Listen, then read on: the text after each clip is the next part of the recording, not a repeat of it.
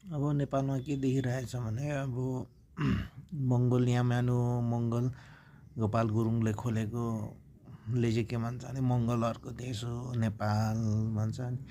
अब बाहुनवादीहरू दल भएकोहरूले चाहिँ बाहुनहरूले चाहिँ हाम्रो देश नेपाल भन्छ। मुसलमान हिन्दू सब क्रिस्चियन सबले आफ्नै देश भनेर दाबी गरिरहेको छ होइन। अब अरूको चाहिँ होइन आफ्नो मात्र हो भन्ने छ। तर के हो भने अब यदि अब तिनीहरूले भनेको सत्य हो भने चाहिँ के हुनुपर्छ भने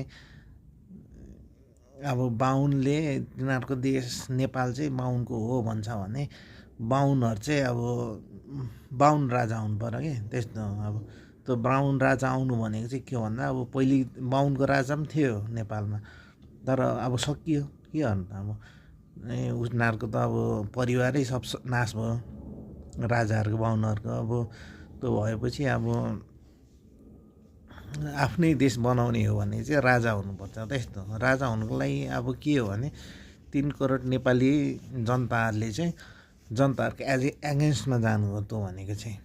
त्यो भनेको चाहिँ राजा बन्न खोज्दा ज्यान पनि 3 करोड नेपाली जनताले चाहिँ लिन सक्छ मारिदिन सक्छ त्यस्तो।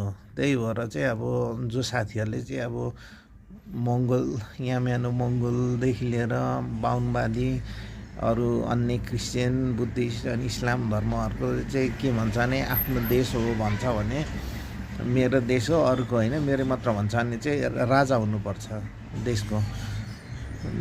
तिनीहरूकै राजा भएपछि मात्र हुनसक्छ। अब त्यस्तो भयो भने चाहिँ अब सबले अब राजा भयो भए चाहिँ अब फलानु वंशले राज गरो भन्ने इतिहासमा पनि लेखिन्छ। तर अन्य कुरा हो भने चाहिँ त्यो गफ मात्र त्यस्तो। त्यसैले चाहिँ अब अर्को कुरो चाहिँ नत्र भने अब गणतन्त्र लोकतन्त्र मान्छु जनताहरूको राज्य नै हामी स्वीकार्छौँ भन्यो भने चाहिँ अब जनताहरूले अलिअलि दिन्छ अब यसो पदहरू खाऊ भनेर दिन्छ त्यही मिली आफ्नो योग्यता अनुसार मिलिजुली यसो खाने मात्र। अब 1-2वटा पोस्ट दिन्छ जनताहरूले यसो मन्त्री हु भनेर दिने हो अरू त केही छैन। तिमीहरूको कसैको पनि भाउको देश होइन।